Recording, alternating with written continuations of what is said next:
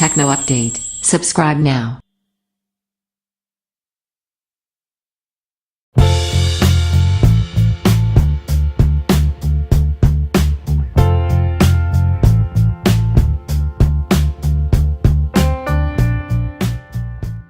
Honor 7A Review.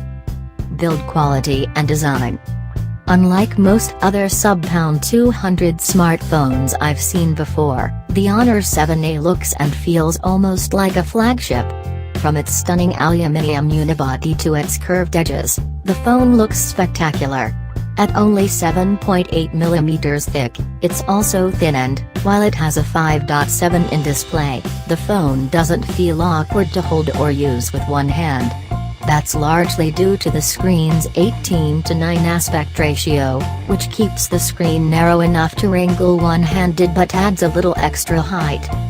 Around the back of the phone, there's a single 13-megapixel camera with dual LED flash and an ultra-responsive fingerprint sensor.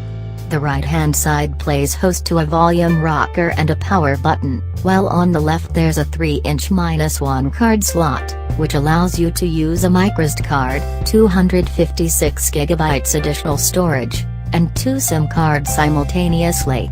Other phones sacrifice the secondary SIM slot for the microSD card, not the Honor 7A. You'd expect Honor to stick with a regular 16:9 display. Amazingly, though, the 7A has a gorgeous 1080 by 2160 IPS screen in an 18:9 aspect ratio. Inside its sleek shell, there's a 3,000 mAh battery, which Honor claims delivers 7 hours of gaming or 16 hours of 4G talk time. I can't wait to put it through its paces in the labs. Camera, performance and face unlock. The 7A has a single 13-megapixel rear-facing camera with dual-tone LED flash.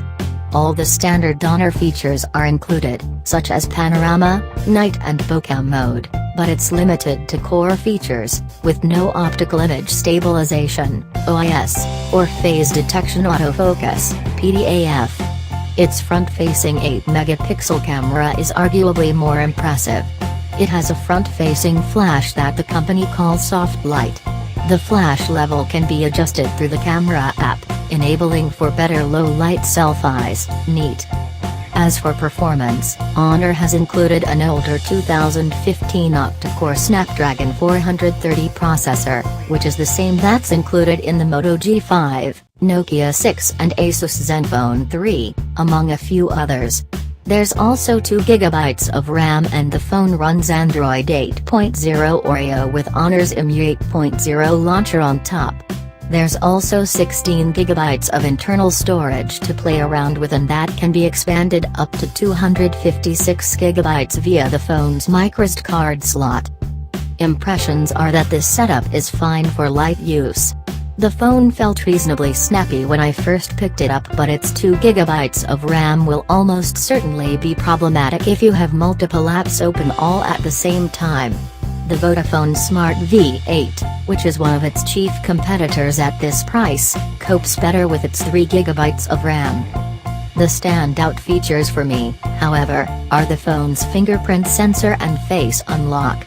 This is hands down the cheapest phone on the market to offer face unlock, and, if the company's flagship Honor View 10 is anything to go by, we're in for a real treat. Alas, I was unable to test this out as it's set to arrive a few weeks after its launch, in May 2018.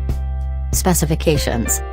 Display, 18:9, 5.7 in, 720 by 1440, IPS. Processor, 1.4 GHz octa-core Snapdragon 430. RAM, 2GB. SIM, dual 4G LTE.